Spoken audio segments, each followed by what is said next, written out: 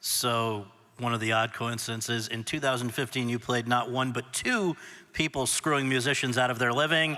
There was Dr. Eugene Landy, Brian Wilson's manipulative psychologist and guru in Bill Pollad's Love and Mercy.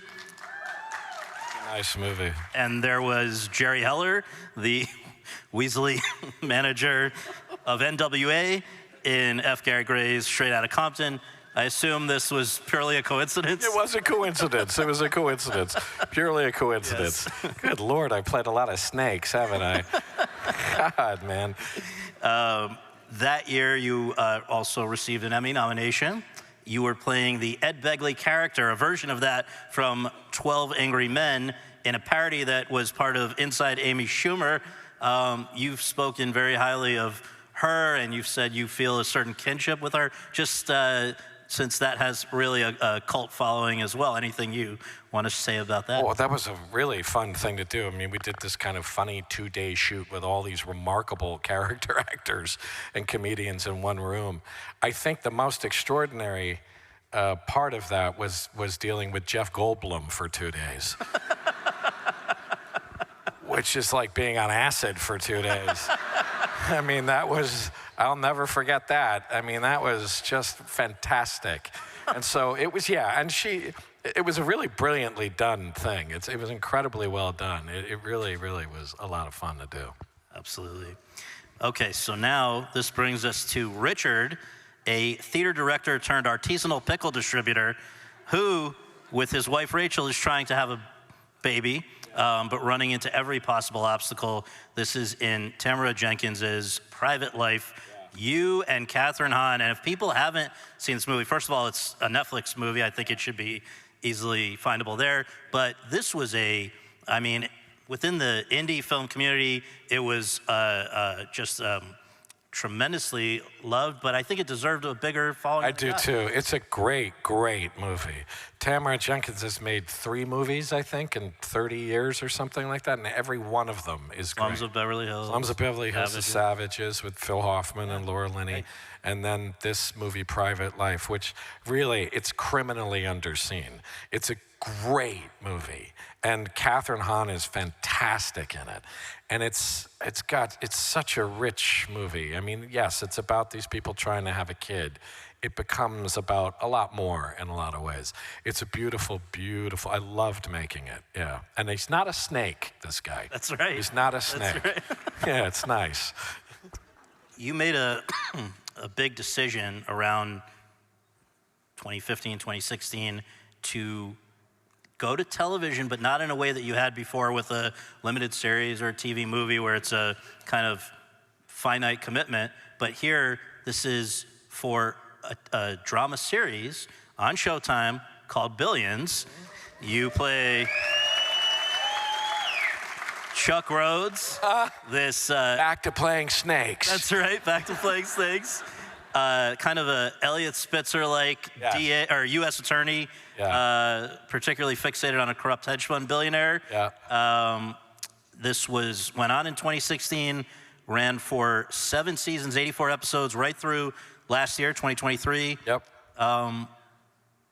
Talk about the decision. I imagine usually you're signing your life away for up to 7 years when you do a drama series. You don't know that, you know?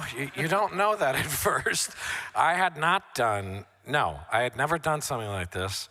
You don't know it. You signed for a few years, and then I don't think anybody knew that was going to go on. And the 2 guys, Brian Koppelman and David Levine, who created it, the showrunners, I don't think they knew it was going to catch fire the way it did. It took everybody by surprise.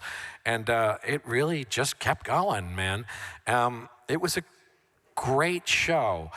You know, a lot of people who've done a lot of television, other people I know would say, you're really lucky because the writing on that show was constantly engaging as an actor, whereas I think the writing on a lot of TV shows can begin to sort of get flat and you can sort of, but it was always juicy and it really, like, you could get a hold of it, and the plot was constantly changing, and so it was a lot of fun. It was a strange character to play for that long, but it was just watch the pilot. That's it starts there. Yeah. The S&M stuff was great. I enjoyed doing the S&M stuff. I mean, I actually did. I was a little disappointed when they got rid of it. I was like, where'd the S&M stuff go? And it was, I had a good time. I had a good time doing it. It was interesting. Yeah. It was real interesting and fun stuff to do with Maggie. And so, yeah, it's an interesting world, yeah. All right, so this brings us to 2023 and the part that has been resulting in a lot of celebration, deservedly so, of Paul Giamatti lately, and that is The Holdovers. Back with Alexander Payne, playing Paul Hunnam, this cranky boarding school teacher who is made even more cranky by having to spend the 1970 holiday break with on campus with a grieved student and a grieving cafeteria worker, played respectively by Dominic Sessa, who had never acted in a film before. Never been on film in his life. And Davine Joy Randolph, who is, like you, just getting a lot of love at the moment. Amazing. She's amazing. Yeah. Amazing. So Alexander Payne originally intended, I believe, for his first film after Sideways to be Downsizing. Yes, yes. And there were wanted me to do that. Yes. Yes, he did. Yes, and then the budget for that movie was such that it was fiscally irresponsible to cast me, so they went with Matt Damon. Which That's what you do. When you can't get me, Damon's phone just rings off the hook.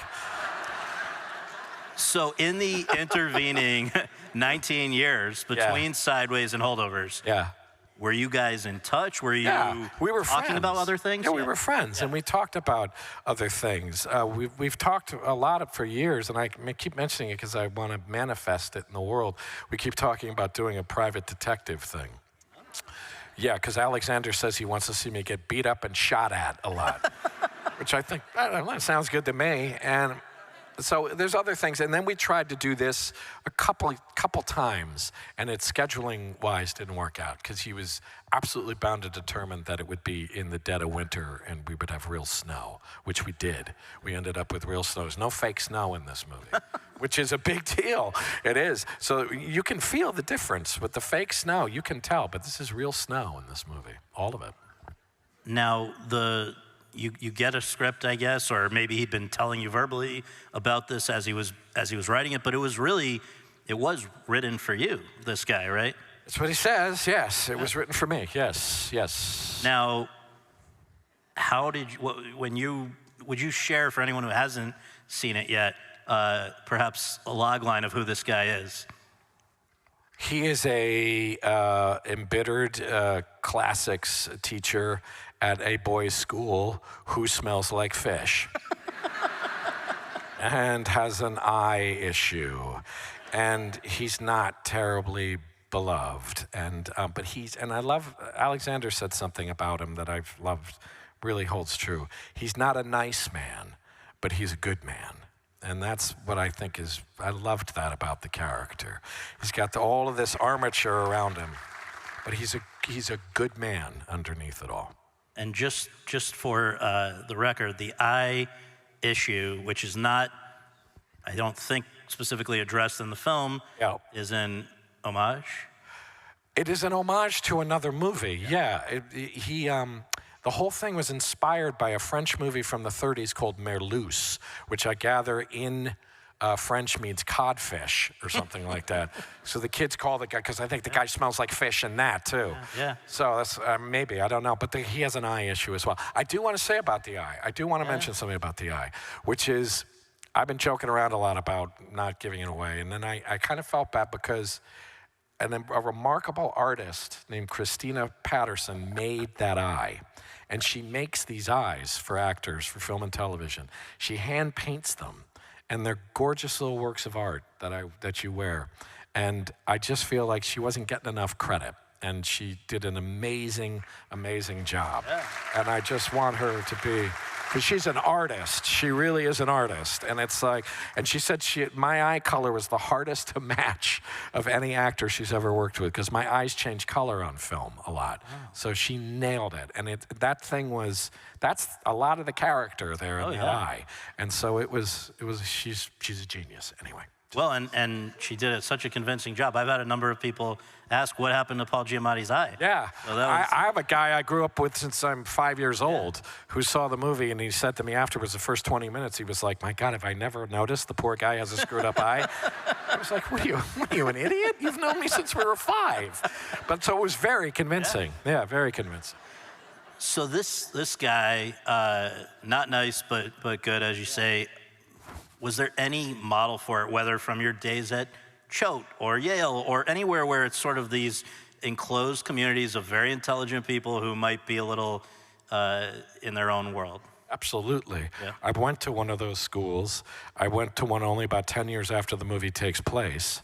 And I had a lot of teachers.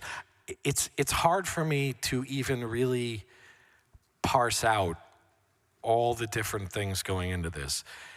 It's a lifetime of being around people like this. In some ways, it made it very accessible for me. In some ways, it was a little overwhelming to do this sometimes, because so many memories were coming back and so many people. There was one guy who was a 10th grade biology teacher who was this kind of, pasty little comb over of a man like this, smelled like an ashtray and gin, and and was a lovely guy. So they're very specific. But other than that, because when I watch the movie, I see it's like this. They say your life flashes before your eyes. I see all of these people manifesting in this performance, and it's almost hard for me to watch sometimes, because it's just weird to see my life manifesting in some ways. That's really kind of cool in some ways. I want to just quickly note, I was at a wedding in Washington, D.C. about a week ago, and somebody came up and knew that this event was going to be happening and said, I'd like you to tell Paul Giamatti that his mother was my teacher at Hopkins in New Haven and was the best teacher I ever had and really changed the course of her life. So you've had not only curmudgeon models for being a teacher, but some great teacher models. No, my parents were not like this guy. My parents were great teachers. And the thing is that they loved, my dad was a professor, and professors like that, they can sort of coast along and write and do whatever, but he loved teaching. And she loved actually being in the room teaching and being with kids. And no, they really meant it. They really meant it, the two of them. Yeah. And so it's a great thing,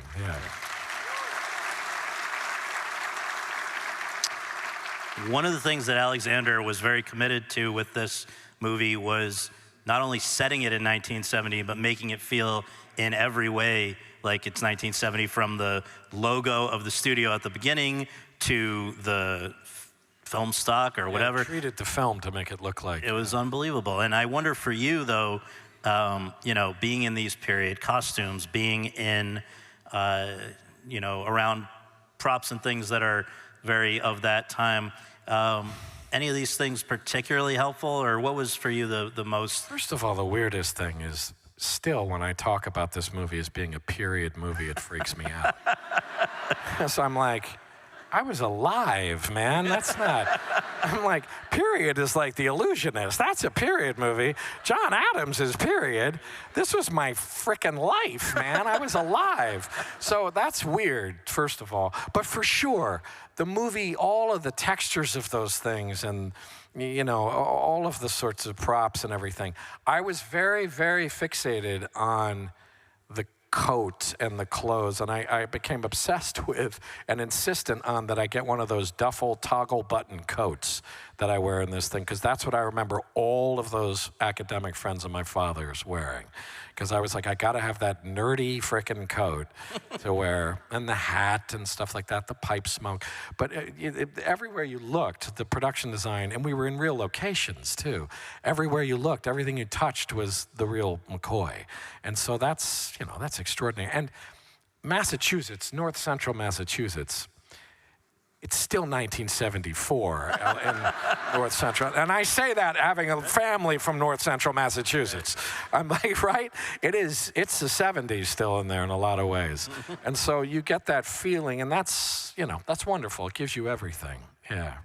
The other, so, people calling it a period movie is one label that's gone on. Another is a Christmas movie. Do you accept that this will be is it an appropriate label to say this will be a Christmas season movie? Absolutely. I get kind of like, I get a little bit like, people are like, don't say it's a Christmas movie. And I'm like, it's a Christmas movie. None of this would happen in this movie if it wasn't Christmas. I mean, not just the fact that they get stuck there and it's snowing. What happens to the people in the movie is because it's Christmas. What happens to the man in the end who commits this true act of selflessness is because it's Christmas. It's an integral part of it. I think it's an incredibly important part of it. I think people think, Christmas movie means Santa Claus has got to be in it or something. And it's like, no, this is like It's a Wonderful Life kind of Christmas movie. Absolutely. It's something deeper. Yeah.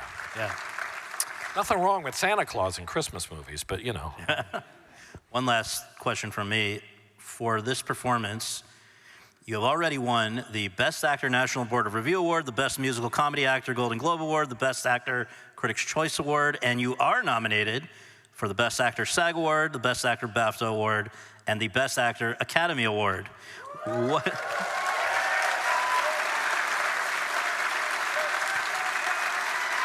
What have you made of the last few months where all of us finally, it's sort of, I feel like there's always been a lot of love for you, but it's not always necessarily something you can quantify or point to. This kind of allows us to show it.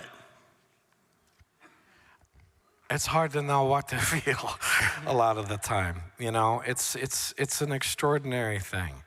I'm really happy that people love the movie so much. That really is the most important thing to me, is that people have embraced this movie so much. It means a lot. I said to somebody, after I got nominated, and, people said, what does it feel like? And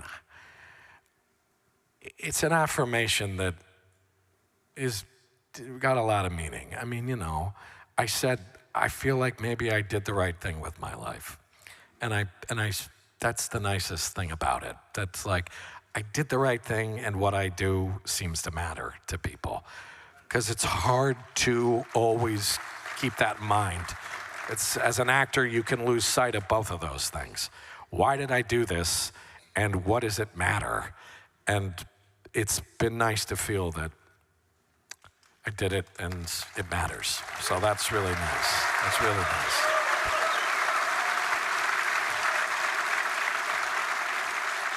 We are going to look at our last two clips, and then we have a big finish. So. Oh, wow, really? Yes. Oh, yes. Okay, wow. All right. Let's take a look at Private Life and The Holdovers. Cool.